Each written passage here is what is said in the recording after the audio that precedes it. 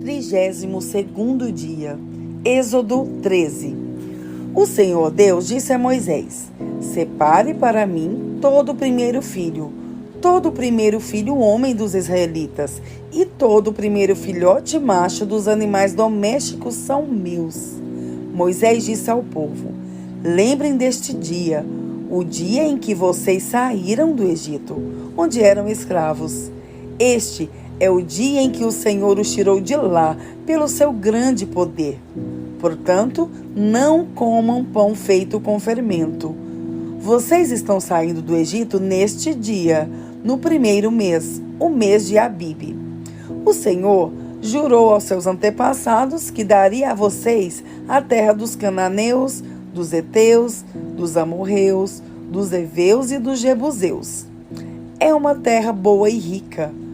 Quando ele os levar para aquela terra, vocês deverão comemorar essa festa religiosa no primeiro mês de cada ano. Durante 7 dias, vocês comerão pão sem fermento, e no 7º dia haverá uma festa religiosa em honra do Senhor. Nesses 7 dias, vocês comerão pão sem fermento.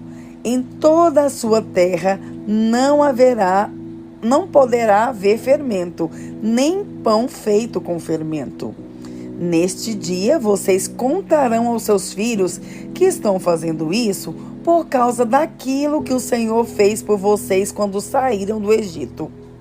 Essa festa será como um sinal para vocês, como se fosse uma coisa amarrada na mão ou na testa, e os ajudará a lembrarem de recitar e de estudar a lei de Deus, o Senhor, pois grande poder ele os tirou do Egito. Portanto, comemorem essa festa religiosa no dia certo, todos os anos. O Senhor Deus fará com que vocês entrem na terra dos cananeus, conforme ele jurou a vocês e aos seus antepassados. Quando ele lhe der essa terra, vocês darão ao Senhor todo o primeiro filho homem, todo o primeiro filhote macho também pertencerá a ele. Mas se quiserem ficar com o primeiro filhote macho de uma jumenta, ofereçam a Deus um carneiro. Se não quiserem, quebrem o pescoço do jumentinho. Fiquem com todo o primeiro filho homem de vocês, pagando por ele o preço determinado. No futuro, quando seus filhos perguntarem o que isso quer dizer, vocês responderão: com grande poder o Senhor nos tirou do Egito, onde éramos escravos. Quando o rei do Egito teimou em não nos deixar sair, o Senhor matou todos os primeiros filhos no Egito, tanto das pessoas como dos animais. É por isso que oferecemos ao Senhor em sacrifício todo o primeiro filhote macho. Mas pagamos o preço determinado para ficar com os nossos primeiros filhos. Isso será uma boa lembrança, como alguma coisa amarrada nas mãos ou na testa, e nos fará lembrar que com o seu grande poder o Senhor nos tirou do Egito. Quando o rei deixou o povo israelita sair do Egito, Deus não os levou pelo caminho que vai pelo país dos filisteus, embora fosse o mais curto. Deus pensou assim: não quero que os israelitas mudem de ideia e voltem para o Egito, quando virem que terão de guerrear. Por isso, Deus fez com que o povo desse uma volta pelo caminho do deserto na direção do Mar Vermelho. Os israelitas saíram do Egito armados para guerrear. Moisés levou o corpo de José, pois José havia feito os israelitas jurarem que fariam isso. Ele tinha dito: quando Deus os libertar, levem daqui o meu corpo. Os israelitas saíram de Sicote e acamparam em Etã, onde começa o deserto.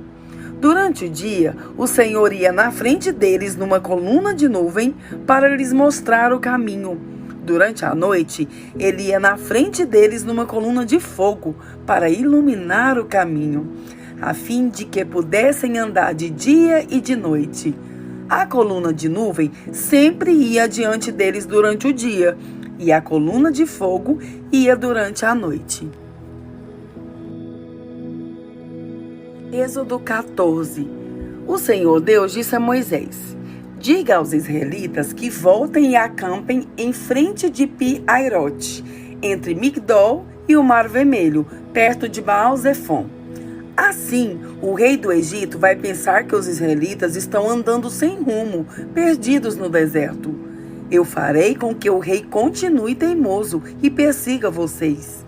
Então, eu derrotarei o rei e o seu exército, mostrando assim o meu poder.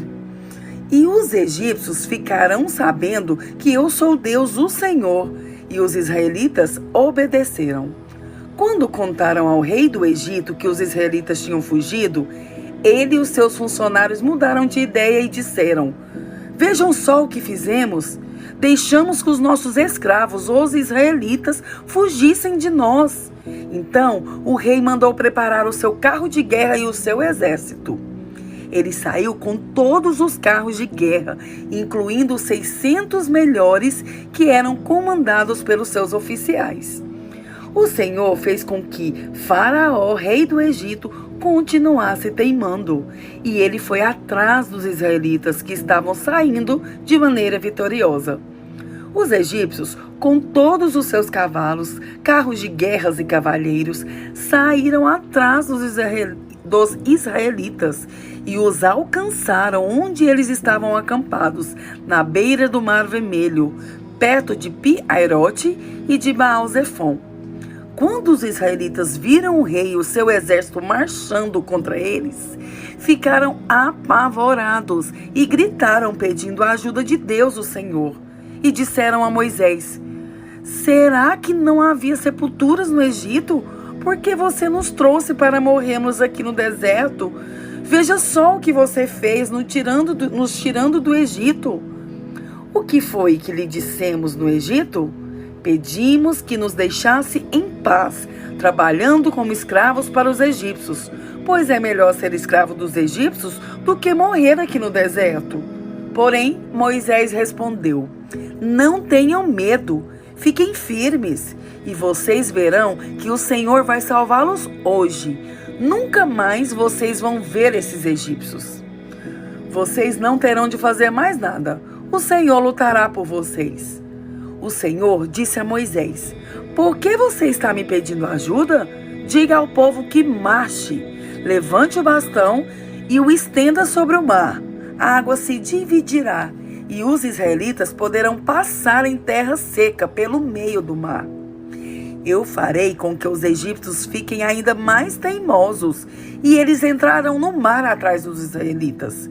E eu ficarei famoso quando derrotar o rei do Egito, todo o seu exército, os seus carros de guerra e os seus cavaleiros. Quando eu derrotar os egípcios, eles saberão que eu sou Deus, o Senhor. Então o anjo de Deus, que ia na frente dos israelitas, mudou de lugar e passou para trás. Também a coluna de nuvem saiu da frente deles e foi para trás, ficando entre os egípcios e os israelitas. A nuvem era escura para os egípcios, porém iluminava o povo de Israel. Assim, durante a noite inteira, o exército egípcio não conseguiu enxergar perto dos israelitas. Moisés estendeu a mão sobre o mar e Deus, o Senhor, com um vento leste muito forte, fez com que o mar recuasse. O vento soprou a noite inteira e fez o mar virar terra seca. As águas foram divididas e os israelitas passaram pelo mar em terra seca, com muralhas de água dos dois lados. Os egípcios os perseguiram e foram atrás deles até o meio do mar, com todos os seus cavalos, carros de guerras e cavalheiros. Logo antes de amanhecer, da coluna de fogo e de nuvem, o Senhor olhou para o exército dos egípcios e fez com que eles ficassem apavorados. Os carros de guerra andavam com grande dificuldade, pois Deus fez com que as rodas ficassem atoladas. Então os egípcios disseram: vamos fugir dos israelitas. O Senhor está lutando a favor deles e contra nós. Então o Senhor Deus disse a Moisés: estenda a mão sobre o mar para que as águas voltem e cubram os egípcios, os seus carros de guerras e os cavalheiros. Moisés estendeu a mão sobre o mar e quando amanheceu, o mar voltou ao normal. Os egípcios tentaram escapar das águas, porém o Senhor os jogou dentro do mar. As águas voltaram e cobriram os carros de guerra, os cavalheiros e todo o exército egípcio que havia perseguido os israelitas no mar. E não sobrou nenhum egípcio com vida. Mas os israelitas atravessaram o mar em terra seca, com muralhas de água nos dois lados. Naquele dia, o Senhor salvou o povo de Israel dos egípcios, e os israelitas os viram mortos na praia. Quando viram o poder com que o Senhor havia derrotado os egípcios, os israelitas o temeram e creram em Deus, o Senhor, e no seu servo Moisés. Mateus 16. Alguns fariseus e alguns saduceus foram falar com Jesus. Eles queriam alguma prova contra ele e por isso pediram que ele fizesse um milagre para mostrar que o seu poder vinha mesmo de Deus. Mas Jesus respondeu: de tardinha vocês dizem, vamos ter um bom tempo porque o céu está vermelho. E de manhã cedo dizem, vai chover porque o céu está vermelho escuro. Olhando o céu, vocês sabem como vai ser o tempo. E como é que não sabem explicar o que querem dizer os sinais dessa época? Como o povo de hoje é mau e sem fé. Vocês estão me pedindo um milagre, mas o milagre de Jonas é o único sinal que lhes será dado. Então ele saiu e foi embora. Quando os discípulos atravessaram para o lado leste do lago, esqueceram de levar pão. Jesus disse: fiquem alertas e tomem cuidado com o fermento dos fariseus e dos saduceus. Aí, os discípulos começaram a dizer uns aos outros: ele está dizendo isso porque não trouxemos pão. Jesus ouviu o que eles estavam dizendo e perguntou: por que é que vocês estão conversando por não terem pão? Como é pequena a fé que vocês têm? Ainda não entenderam? Não lembram dos 5 pães que eu parti para 5.000 homens? Quantos cestos vocês encheram? E aqueles 7 pães para 4.000 homens? Quantos cestos vocês encheram? Vocês não entendem que eu não estou falando a respeito de pães? Tenham cuidado com o fermento dos fariseus e dos saduceus. Então os discípulos entenderam que ele não estava dizendo que tivesse cuidado com o fermento usado no pão, mas com os ensinamentos dos fariseus e dos saduceus. Jesus foi para a região que fica perto da cidade de Cesareia de Filipe. Ali perguntou aos discípulos: quem o povo diz que o Filho do Homem é? Eles responderam: alguns dizem que o Senhor é João Batista, outros que é Elias e outros que é Jeremias ou algum outro profeta. E vocês? Quem vocês dizem que eu sou? Perguntou Jesus. Simão Pedro respondeu: o Senhor é o Messias, o Filho do Deus vivo. Jesus afirmou: Simão, filho de João, você é feliz porque essa verdade não foi revelada a você por nenhum ser humano, mas veio diretamente do meu Pai que está no céu. Portanto, eu lhe digo, você é Pedro, e sobre esta pedra construirei a minha igreja, e nem a morte poderá vencê-la. Eu lhe darei as chaves do reino do céu.